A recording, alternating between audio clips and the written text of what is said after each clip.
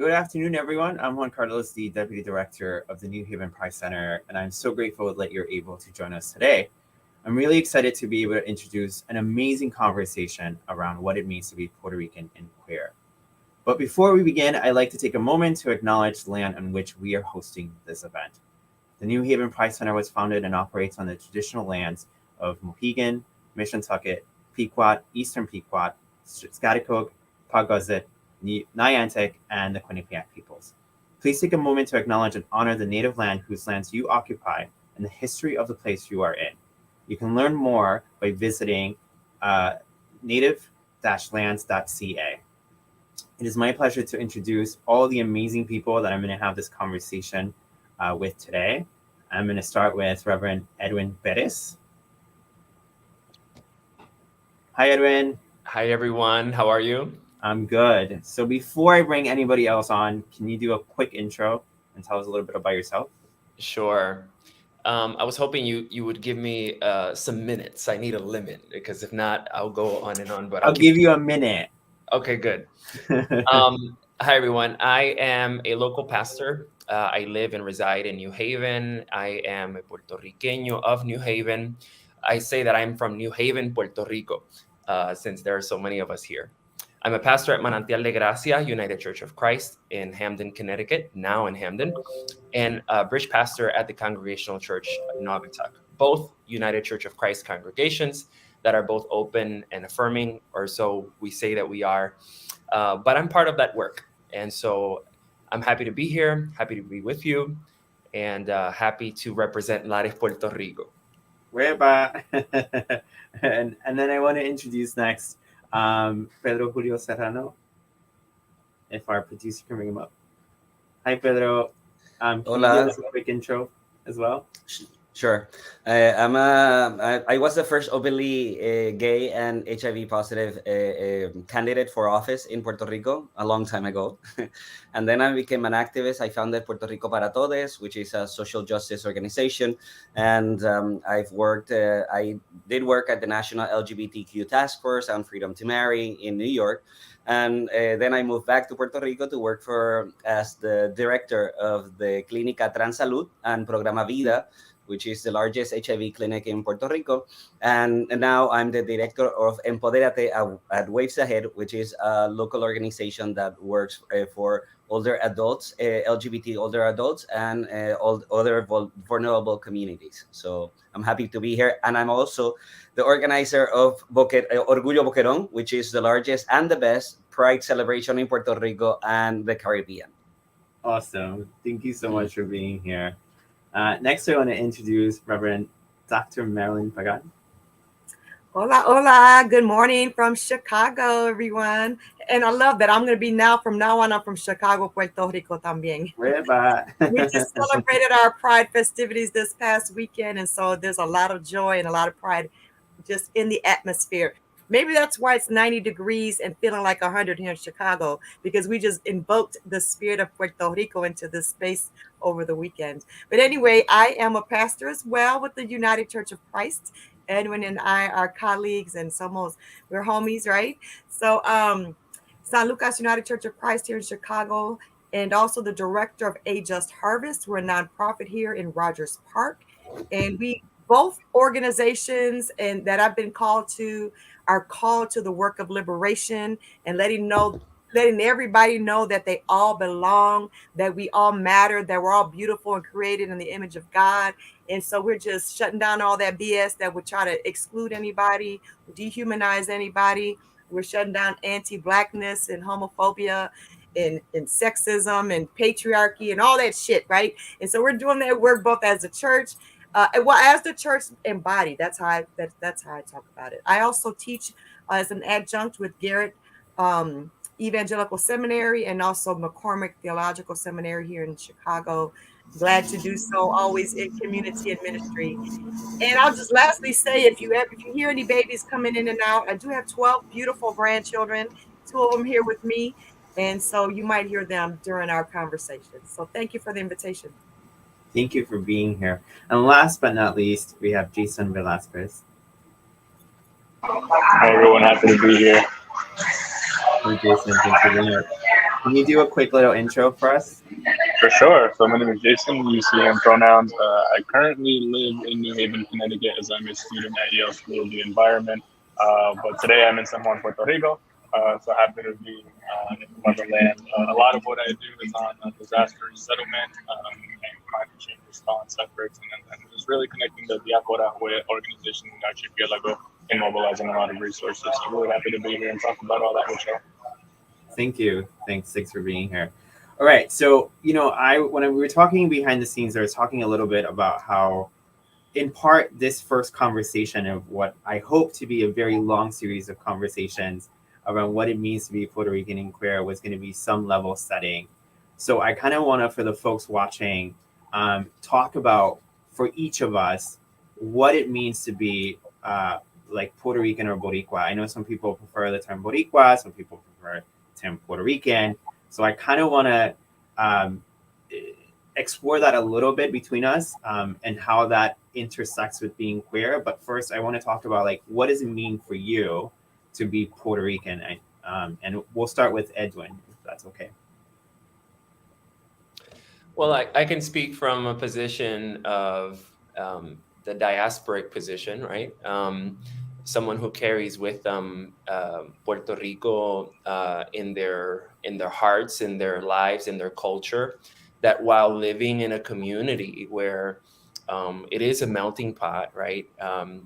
While we are faced with a lot of the internalized experiences, whether it be racism or homophobia, transphobia, all of these things, it's also a position of being between the rock and a hard place, right? Of not being Puerto Rican enough or not being queer enough because you have a difference in culture, a difference of experience, understanding the struggle of a community that has been enclosed intentionally, right? That has been shut out, that has been colonized, and that as a result has suffered a great deal of setbacks, right?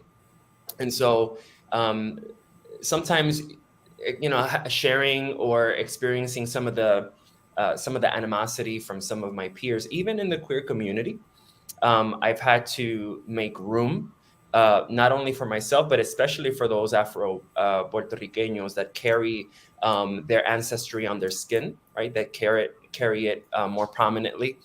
And so having to make space not only for myself within queer spaces, but also trying to make space for Rican spaces, Boricua spaces, for people like me. And so it feels as though, you're in an in-between, right? And so, I'm going to speak for myself, but I suspect that others have felt that in-betweenness also. Yeah. I want to tap Dr. Marilyn here to kind of reflect on that as well. Definitely that in-betweenness. I think a lot of us have claimed the phrase ni de aquí ni de allá, right? Who are part of the diaspora. But I'm claiming I'm from here and from there, right? And thinking about being Puerto Rican, I mean, I had to sort of unlearn being nationalist only because I wanted to embrace all Latinos in this power struggle that we find ourselves in constantly. But I learned that as an adult. Growing up, even though we are Americans, it's like I didn't even know that in my identity because los americanos eran los blancos y nosotros somos puertorriqueños, right? And so the culture, the language, even though we lived here, there was a sense of, even here, we're not from here, right?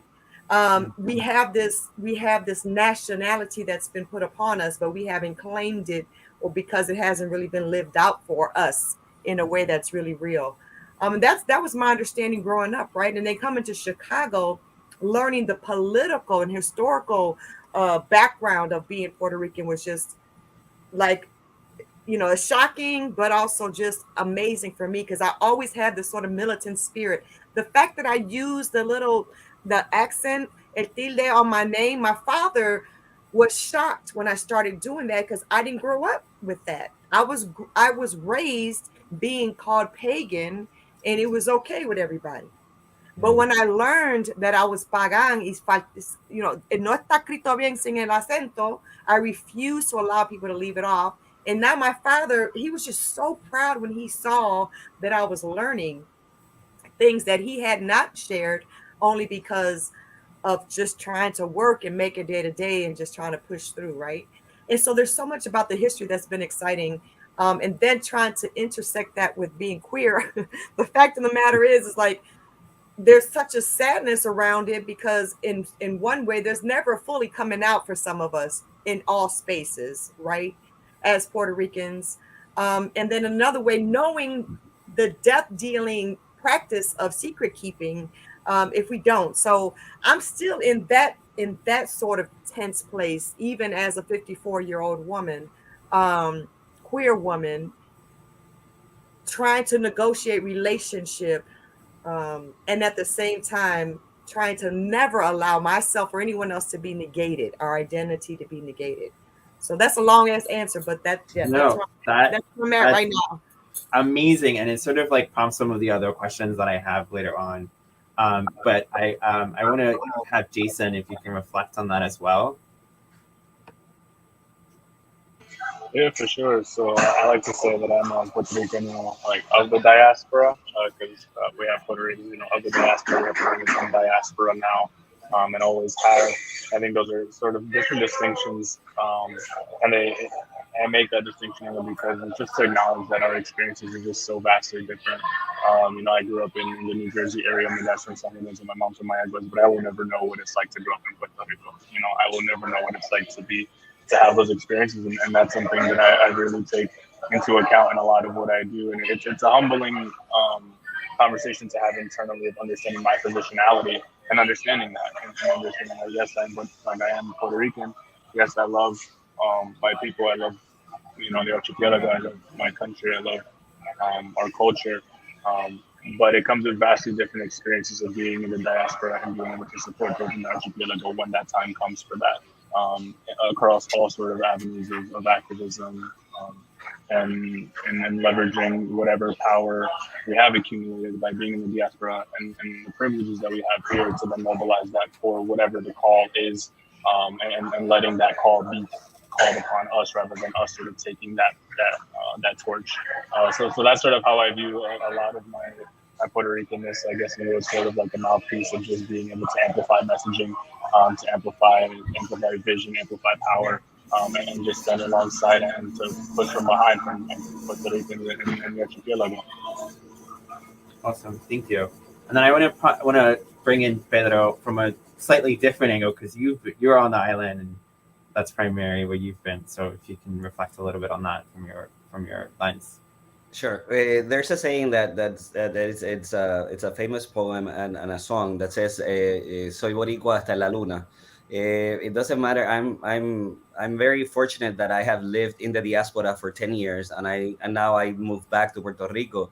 So most of my life has been here in the archipelago Borincano, right? And I've seen the racism and the xenophobia that people in the diaspora live. And all the discrimination and violence against Puerto Ricans and queer Puerto Ricans in the U.S. But also I have seen how much we have achieved as a Puerto Rican queer community in Puerto Rico. Just to give you a sense, Puerto Rico is 20 out of 56 states and territories in terms of LGBTQ legislation and programs. So the Puerto Rican queer community has been very organized since even before the Stonewall riots started. And there's a long history of struggle and lucha in Puerto Rico that has achieved so much. So being Puerto Rican is something that we need to be proud of what we've done, even though with all the structural and colonial violence that we've received for so many years. We have survived and we have created an identity that is very, very powerful. And we have achieved great things for the Puerto Rican queer community, not only in Puerto Rico, but also in the US and elsewhere. So just being a queer Puerto Rican makes me very, very proud of everything that we have accomplished. So, we can talk about that history as we go along. Thank you. Thanks. And like I wanna talk about and reflect on some of the achievements that have happened, or some of the challenges, either or, that are currently sort of really impacting the Puerto Rican community. And I want to start with the perspective of what's going on in Puerto Rico. So Pedro, if you can start us, that'd be great. Sure. So as I mentioned before, we're 20 out of 56 in terms of states and territories, in terms of the advancement of LGBTQ plus legislation and projects that and rights and that we have achieved here in Puerto Rico. And we have done it with very little resources. We don't, until very recently, we didn't have paid staff at LGBTQ plus organizations or queer organizations in Puerto Rico. And we have a very organized fundamentalist right-wing sector in Puerto Rico that is very violent. Last year, we were the epicenter of anti-trans violence in Puerto Rico, when 7 of our trans brothers and sisters were murdered. And one of them was Alexa, which was a Black a trans homeless woman that was targeted because of the rhetoric that the fundamentalist religious sector was saying, that if a trans person goes to a bathroom, they are perverts and they are going to molest somebody. And that person posted on social media her picture and called the police on her. And then she was hunted. She was persecuted until she was found. They murdered her 24 hours after she was targeted. And then, it was a lynching, and that still happens in Puerto Rico, even with everything that we have advanced. And right now we have one of our greatest threats is that a fundamentalist religious right political party is in place and won 2 seats in the legislature in the legislature in Puerto Rico, and they are trying to force their agenda against our rights, not only LGBTQ plus rights, but also women's rights, because they are trying to restrict abortion in Puerto Rico. They are trying to take away our rights. They wanted to prohibit trans children and youth to receive affirmative therapy in their youth. They wanted to ban trans women and girls to participate in sports. And unfortunately, those 2 pieces of legislation were we stopped them. But they're still trying, and they're very organized, and and Puerto Rico is facing a very dangerous time. So even though with everything that we have achieved, we need to step up, and we need the help of the diaspora to help us stop this wave of anti-LGBTQ and anti-queer work that is doing. This is a great threat that we are experiencing in Puerto Rico, and I know that you as well in the US. But we need our diaspora to make sure that they support us in this struggle and against this backlash that we're facing right now. So, Dr. Pagan, you touched sort of reflecting further on this question. You touched about some of the political sort of history that Puerto Ricans in Chicago have. I'm wondering if you can reflect, if you see any sort of intersection or some of that spirit that we can put, like Pedro was saying, like the island, the archipelago needs our help as Puerto Ricans in the diaspora. Like, do you see any ways that we can pull on those ancestors and bring them forward? And I'm wondering if you can reflect a little bit on that, and maybe some of the queer history that is unique to Puerto Ricans in Chicago? I can't speak to the history because some of that is still new to me. But I do know that the energy right now here in Chicago really is about affirming the queer community and really, bridging together the queer community and the Puerto Rican community. And we just had I told you we just had a parade, and I was looking through the pictures because I wasn't able to make it. And there were trans folks on the floats, like really affirming and not just trying to. And the fact of the matter is that the Puerto Rican community in Chicago has been doing this work for a long time. There's resources for homeless LGBTQIA plus youth. There are resources, again, for the trans community. There are therapy resources, all kinds of stuff. And so I do believe that the commitment isn't just for the folks here, but there is a commitment to connect to Puerto Rico. So I think if there's clarity about what you need from us or want from us, people are ready. People are ready, because I know that the folks, at least the folks I've been engaged with, have always seen the connection, and that's where I've even learned. Again, I didn't go back to Puerto Rico until I was an adult, right?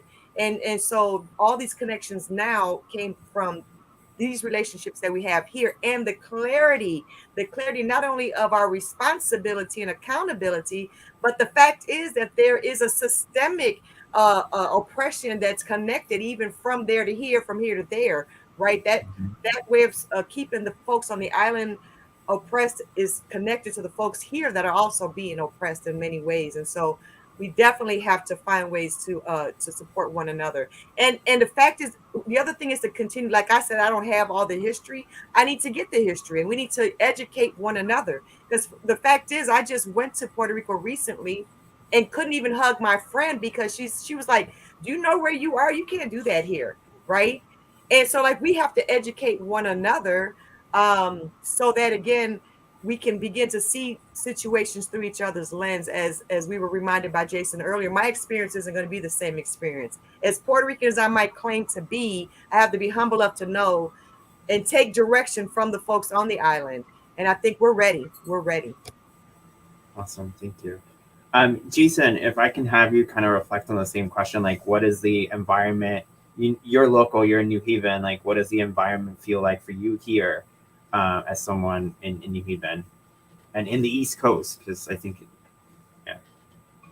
I'll touch on that, but I wanted to build off some of what we've been talking about. I think it's been great conversation so far. And in terms of, the diaspora supporting organizations, last year I worked actually with Waves Ahead and Wilfred fundraising some money among my own diaspora communities when I was in Ohio.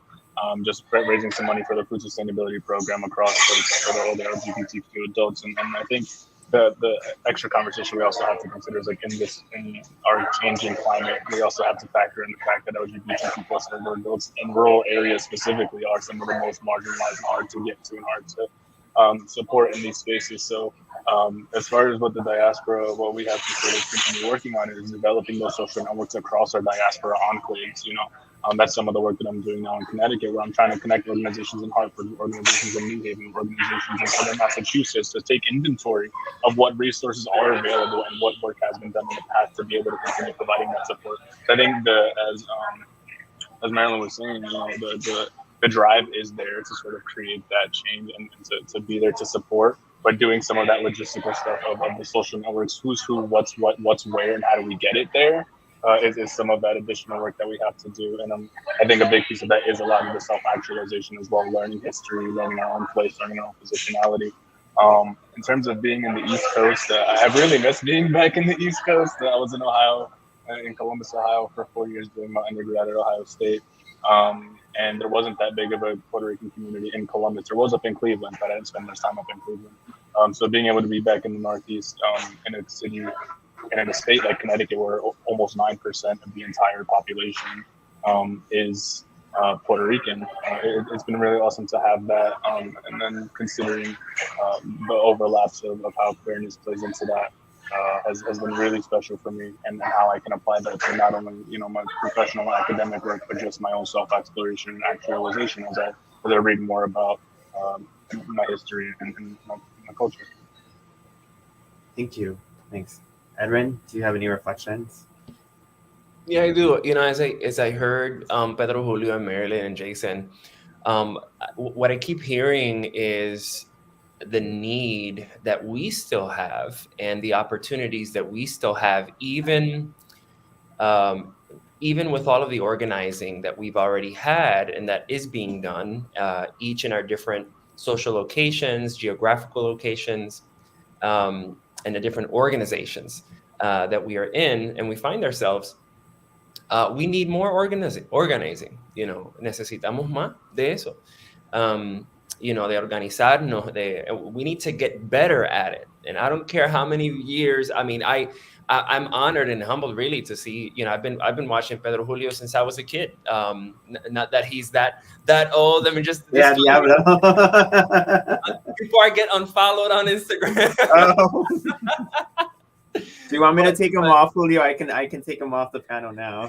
No, kick him out. No, but estoy elogiando, así que no, but it's a blessing, to be able to be here, with Marilyn Pagan Banks, and to be to now be a colleague and now be among those whom already have been working, or have been working in different places, and now some way somehow we are connected. I remember a little while ago, I also share some of the gratitude for the New Haven Pride Center, because a little while ago I met now the now president of my congregation, the Reverend Santos Cancela, in a former conversation that the New Haven Pride Center organized, right? So it is organizing that should be at the heart of all our work, and getting better at it and perfecting it and continuing to build not only the network, but what I think Tim Ingold calls mesh work, right? To continue with the mesh work of organizing and really pouring and leaning into that, right? So some of the things that I didn't mention that I want to mention is,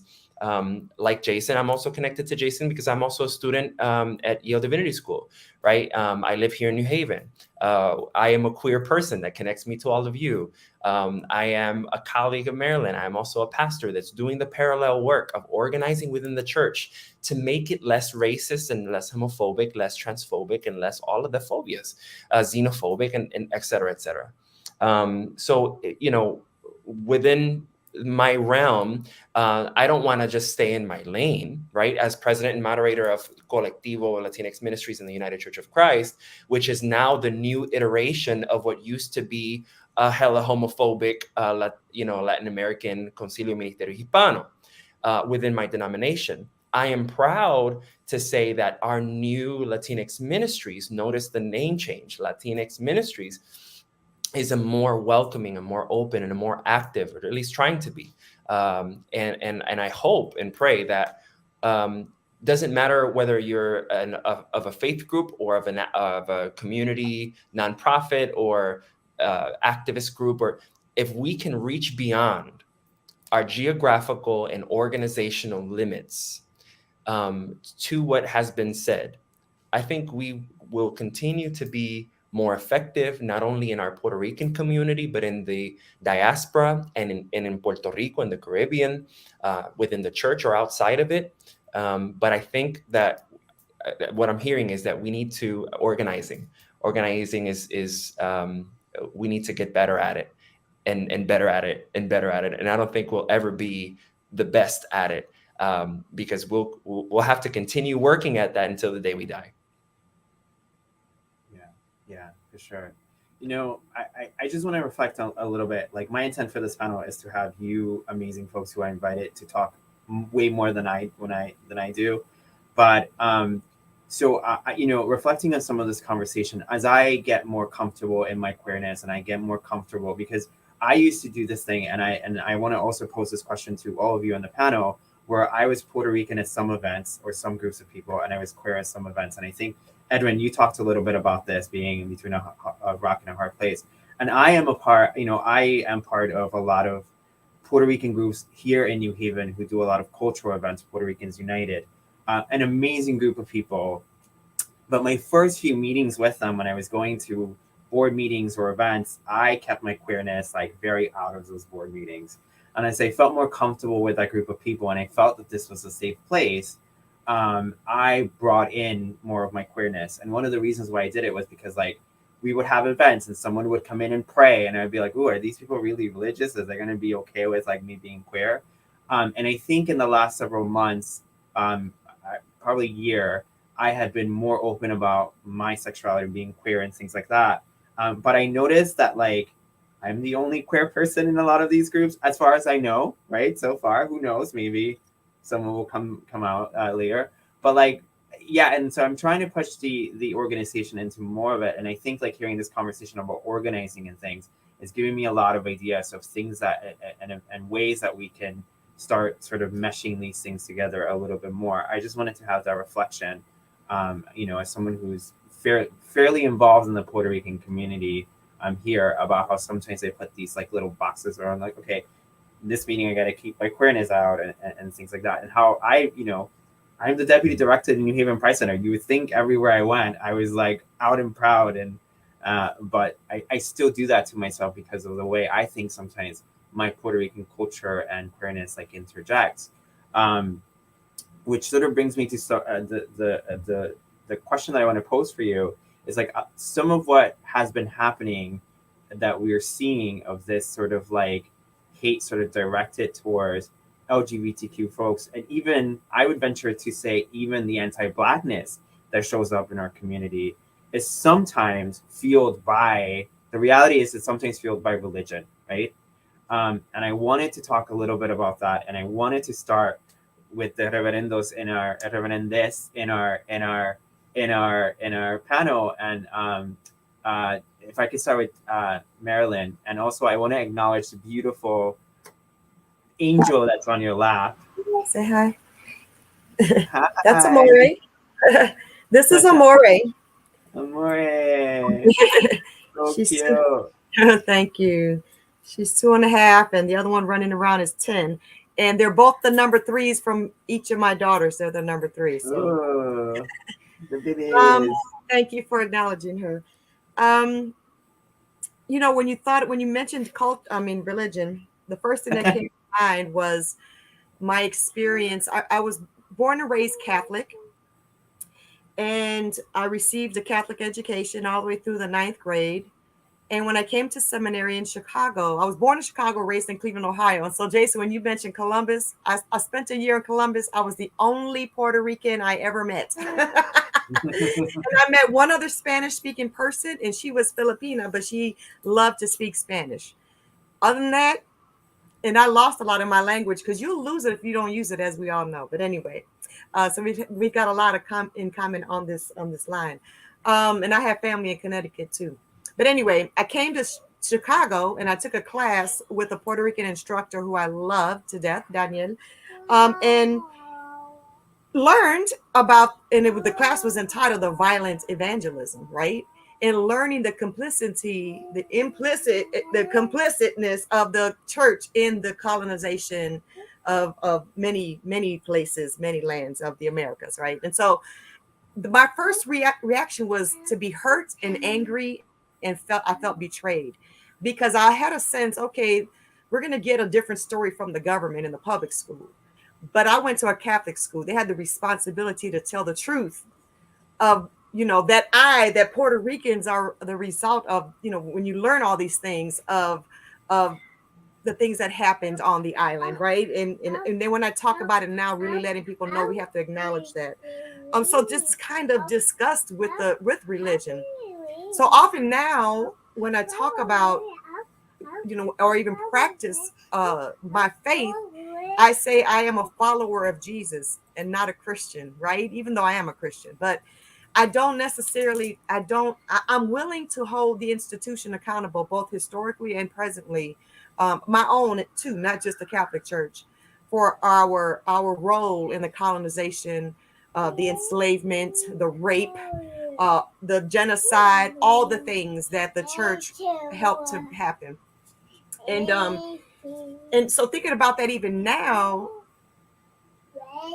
really engaging in conversations with people who are struggling with that, to say, not so we can convince them to quote unquote come back, but so that they will know it was never God's intent to have you feel less than. That is not God's intent. And that's what we as humans have done through religion, through Christianity and other faiths, but that was never God's intent. And so like really helping folk feel healed without proselytizing, without trying to convince them of anything else. And that's our responsibility, I think, as the church, is to really bring healing, a sense of welcome, and not about the religion, but about the people, right? Not about any one faith, but about an understanding that they are loved and be loved. That's the way I approach it, because I'll never forget that hurt that I felt. And I can imagine that's just little compared to folks who have felt the brunt of religion, cancel out their humanity, like it literally right? So that's the work that I feel called to do as a minister, no matter where I'm at, is to affirm people's humanity, to love on them just as they are, and to know that there's giftedness in everybody. Thank you. And Edwin, if I can have you reflect a little bit with adding a little bit of like, because you're one of the folks that I know that is clergy, that when legislation or things like that are happening, you talk to people and you show up for people. So if you can add a little bit about how folks who are religious and believe in these things can show up in a way that is helpful for LGBTQ queer Puerto Ricans, like if you can add to that as well, but also reflect on the question. Yeah, I've been in the little time that I've been in the game, right, in the struggle, what I've sort of dedicated myself to has not only been making way and continue to pioneer along with and build upon that which has been laid by those before us and those that have done work before us, but I've focused my time and energy on dialogue and really advocating and being really an accomplice for the rights and the dignity of LGBTQ queer people, Latinx people, Puerto Rican people, etc. Because there's a lot of work to do, not only beyond our community, but also in our community. There's a hell of a lot of work to do. And so some of what we do as ministers is we try to deconstruct, reform what we have to reform, abolish what we need to abolish within our own circles, in order to call on those who will respond. Not everybody will, but those who will respond and will show up. And even when they don't show up, knowing that even sometimes recognizing that sometimes you have to reach beyond sometimes your own community and collaborate with others. And for the sake of what's right? And for the sake of what's good and for the sake of the safety of others, right?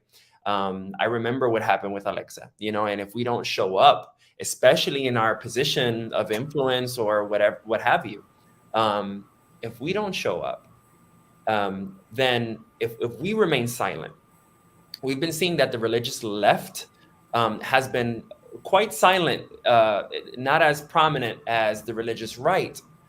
We see them show up and show out and organize. Pedro was talking about how in Puerto Rico, Proyecto Dignidad and all these other fools, and have been organizing well to inhibit and to infringe and to continue to oppress others that belong to their community, puertorriqueños como ellos, and it's frustrating. And so, whenever there are laws, for example, the legalization of recreational marijuana, the Puerto Rican community suffered along with the Black community. They were suffering disproportionately, right, with these anti-recreational marijuana laws that were in the state. This just recently was, changed, really. We have to respond. Sarah Vowell wrote a book called Unfamiliar Fishes, and we're getting ready, at least at some of us at Andover Newton Theological Seminary, Andover Newton Seminary at Yale Divinity School. A group of us are getting ready to go to Hawaii and collaborate with a school there, seminary there, to see how we can collaborate, not in a missionary way, the way that the United States used to colonize and to steal Hawaii and to make it a state, in the same way that the United States has been has really been guilty, right, in how they've treated Guam, Puerto Rico, Cuba, and all these other places.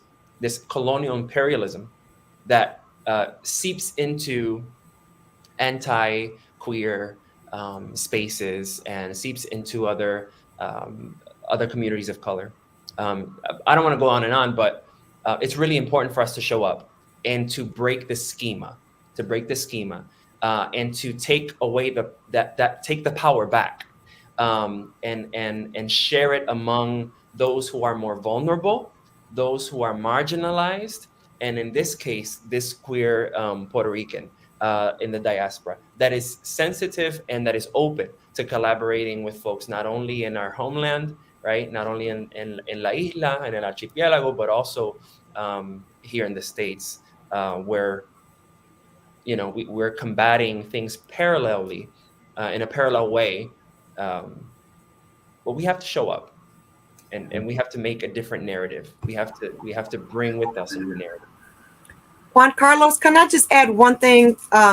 There's in terms of us in the faith community, as I say, we don't say religious community. In the faith community, we know that we have to start within the community to begin to change people's understanding, or to educate folks. Is what I'm trying to say.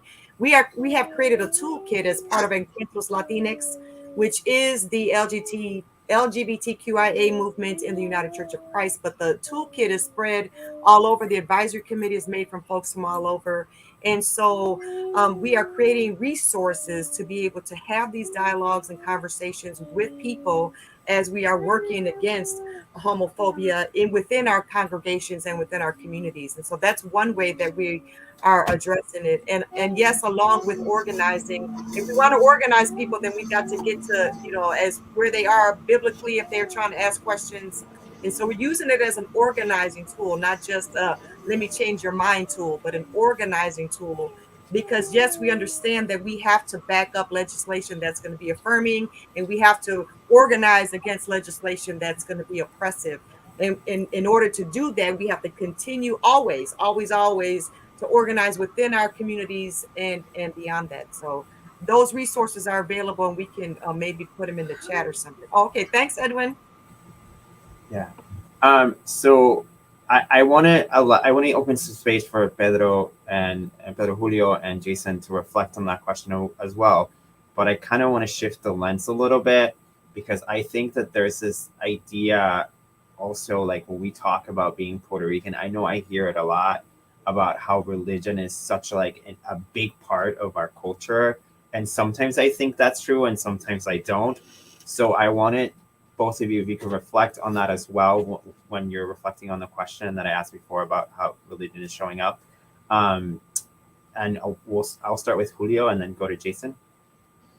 Sure. So yes, Puerto Rico probably has the biggest concentration of churches per square mile in the world, and it's a fact. In every corner you see a church. Fortunately, things have been changing, and as Edwin said, the religious left doesn't appear as strong, as organized as the religious right, but they are starting to show up, and they're starting to raise their voices, and they're starting to organize a little. In Puerto Rico, we have seen like a coalition of churches like the Lutheran Church, the Methodist Church, the Presbyterian Church, the Episcopal Church, the welcome and open and affirming churches in Puerto Rico, the Buddhist sector, some Muslim leaders as well, and others, and Wiccan and pagan and others that have been stepping up and saying, we love and we support our queer Puerto Rican brothers and sisters. So that is happening. It's slow but steady, and I think that we can build on that. And yes, we need to hold them accountable as well, and tell them, you need to step up, you need to do more, you need to,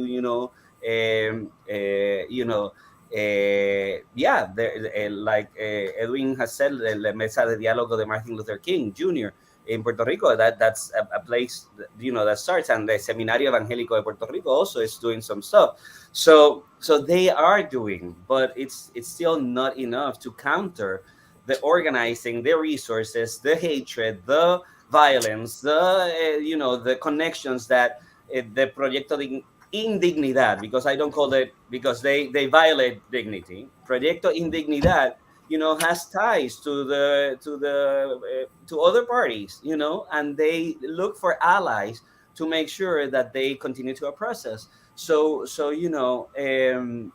yes, I see that there's that part of religion, but there's a growing sector that wants to make sure that non-religious people, and non-religious sectors of society are represented and taken into consideration in this equation.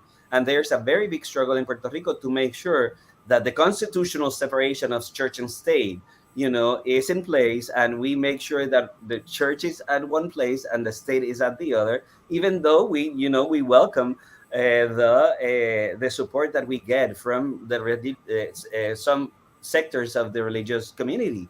So it's a delicate balance, but I see a growing effort to make sure that the laws and the projects and the way that we build this society is that your religion, you live it in your personal private life, and the rights and the responsibilities and and everything that we do as society, has a place for everyone and doesn't exclude anyone. So it's we're moving. Sometimes I'm sort of impatient, so I would want to see things happening quicker and stronger and more forcefully, but we're moving. Awesome, thank you. Jason? Yeah, I'll take a little bit of a personal route too on this. Juancarlos, earlier you mentioned like sort of code switching and sort of just like presenting in different spaces. That's something that I've also been really conscious of as I've entered many different professional academic community spaces that I occupy. But I guess I also feel that I was, I don't want to say lucky because I think that's patronizing, but like I think I've been, I was outed when I was like 14.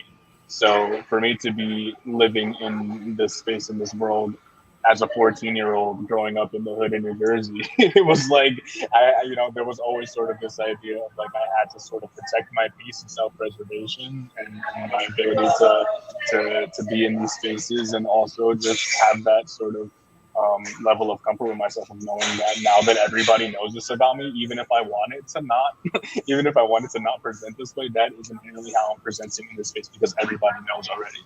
And how that impacted with religion for me, it was like I was raised Catholic as well for the younger part of my life, and I remember seeing like a lot of my very religious family members like distancing themselves from me. They were unfollowing me on Facebook and all these things, and it was like and distancing themselves from my parents too. So it was really interesting to see this like religion being used as a driver of that sort of stripping of humanity, as Marilyn mentioned earlier.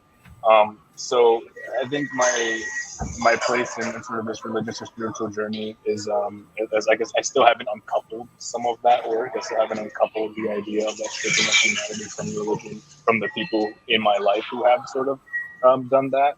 But I think the one thing that I love that I'm getting from this conversation is not only this organizing piece, but also this coalition building piece seems to be really important across sort of the faith and the faith community. And I think one thing that I'm always conscious of in the work that I do, or the spaces that I occupy, is like, I think Audre Lorde said, you can't dismantle the master's house with the master's tools. But I think it's important to also be able to have people doing the work to de-escalate to a place where we can use our imagination and our ability to envision a beautiful future as a tool for revolution. Yeah, thank you. That's amazing. I again, I want to just reflect a little bit on this, just because I am the son of a Pentecostal missionary. So you can imagine, I'm sure some of us who have had interactions with the Pentecostal church can imagine how not fun that can be at times. And even, now my dad has moved to a place where he's very accepting, but we had very, very, very vigorous conversations about what's happening in the island. My dad is still very connected to what's happening in Puerto Rico and Archipelago, and we get into some good conversations sometimes, because obviously he's still very connected to the Pentecostal church and sort of sees the world sometimes in a way that I obviously don't agree with, so we get into it a little bit, but yeah, I wanted to have that reflection for folks. A lot of when we're having these conversations, I always try to put stuff out there for folks who are watching, right? I think of myself when I was like 15 and 16, like going to the library and sneaking and going to the public library and going to the gay section and like reading books in the corner, trying to figure out what's going on. So I sort of imagine that these conversations may be having the same impact, or I hope, or that's my intent. We're about to close. We're about 5 or so minutes away from closing. So I wanted to give space for anyone to have any last words, anything to plug in. And also the audience is watching, know that this is the first of many conversations. Hopefully some of these folks will be back with us for the continuing conversations. But I wanted to open, and I wanted to start with Pedro Julio, if that's okay, if you have any last words to share with us before we close. That we have done so much. We have achieved so much. Just to let you know, in Puerto Rico, before the United States Supreme Court decided to strike down the sodomy laws in all 50 states and the territories, the Puerto Rican Senate voted to repeal that in our penal code. Puerto Rico achieved marriage equality with a case of its own that Puerto Rico para Todos, was part of. Puerto Rico also achieved the change of the birth certificate, the gender marker of the birth certificate for trans people, also, and another lawsuit that was presented. We at Waves Ahead, we have now 4 places where we have community centers. That's something that was unheard of before. We're in San Juan, Maunabo, Cabo Rojo, and Loíza. And very soon we will have another one in Isabela. We're building housing units in Isabela for older LGBT adults. We are creating a shelter in Cabo Rojo for the LGBTQ plus community. We have monuments for the LGBT struggle that I wouldn't imagine when I was growing up that we would have a monument that was dedicated to the LGBTQ plus community. And there's one in San Juan and another one in Boquerón. We have a trans clinic that is named after Soraya Santiago, who was a forceful activist who died last year. And we have achieved so much that we need to be very proud of our struggle and what we have achieved. But there's still so much at stake, and they're trying to take everything that we have achieved away from us. And we need to organize. We need to bring the diaspora, because there are only 3 million of us in the archipelago of Puerto Rico, in el archipiélago borincano, but there are 5 million of us in the US and elsewhere. So we need to bring the force of everyone to make sure that what we have gained in Puerto Rico is not taken away from us. So thank you for bringing us together. And I know that this will be another step in the right direction of uniting all of our forces to make sure that we are protected and we live with dignity. Absolutamente. And for folks who are watching, we had the website for Waves Ahead on the screen. So visit it, support it. That's a way that we can support our siblings in the archipelago of Puerto Rico who are in the struggle and fighting to forward, and better the lives of the queer Puerto Ricans in the archipelago. Edwin, if you can give us un minuto te voy a dar, because I gotta give them like type constraints. The only thing I want to say is that if you are identify with the Christian faith and you're looking for an open and affirming LGBTQ really inclusive space, Manantial de Gracia on Whitney Avenue in Hamden, Connecticut. If not, whatever religion you are, whatever faith you are, if you are supporting a good cause, if you are organizing toward queer justice, anti-Black, working against anti-Blackness, racial justice, immigration justice, give us a call. We'll be there with you and we'll work with you and we'll connect. And if we can't do anything, we'll connect with somebody else that can help. That's all I want to say. Dr. Marilyn? I just want to say thank you for inviting me to this conversation. As I continue to unlearn and learn, it's important to be part of these conversations so that I can share with my community. So thank you for that. And yes, just like Edwin said, we're always open to providing a safe space. I hate to use that word because there's no guarantee of safety, but a space that is affirming and loving, and that also putting our boots to the ground and getting to work and talking to our legislators and doing that kind of work. We've done work again with other organizations that are committed to this, and we want to stay in the fight because like even this little baby and my other kids, they're worth it. They're worth being able to be fully who they are in this world. And as Puerto Ricans, we haven't come this far, right? And done as much as we have without understanding the love we have for our people and the fight that we have within our own, and the fight that's a good fight, right? For our own people. Yeah. Jason? Yeah, I also want to say thank you for inviting me. I was really happy to be here. I'll just end on this in saying that in all the work that we do, we all come from very different places, but with very common interests and very common values. And you don't have to be siloed in the work that you do. A lot of my work is climate and environmental justice. That doesn't mean I can't factor in decolonialism or censor that. I can censor elders. I can censor the LGBTQ community. I can censor the disabled. And it's important that in everybody's work that we all continue to do, that we take these critical lenses and apply them to the work that we do. And just get connected to organizations in ways that's a great way to start and support, begin that process of self-actualization and get you off of the Oh yeah.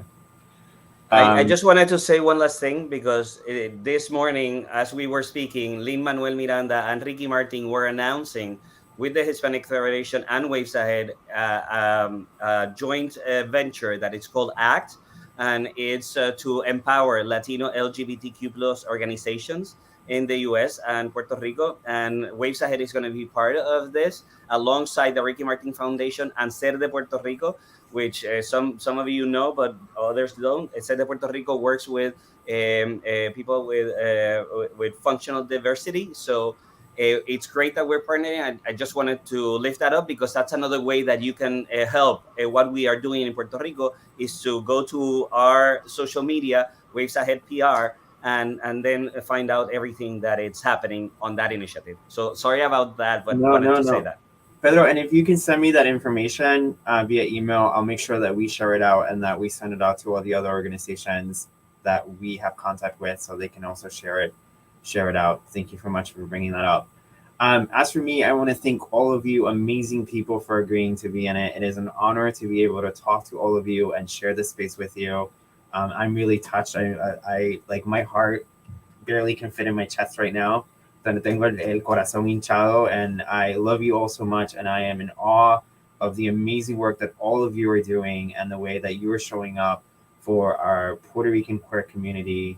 It's so humbling to be able to talk with you, and extremely grateful that I work at a Pride Center that is willing to have these conversations and carve this space for us, because the reality is that before I worked here, I went to a lot of LGBTQ places, and I felt too brown. I felt too Puerto Rican, too Latinx to be in those places, So this is, I'm trying not to get emotional. I'm like a crybaby, so I'm trying to keep it in. So thank you all for being here. To my fellow Puerto Rican queer folks watching, let's get together, let's organize. If you want to connect to any of the folks in these panels, reach out to me. I will connect you, and let's like Dr. Marilyn said, let's put our boots on the ground. Let's keep organizing, keep fighting. We're worth it. Future generations are worth it. Let's do it. Let's I was gonna drop the F-bomb, but then I saw the baby. Let's just mess it up. All right. Thank you, everyone. Have a good one.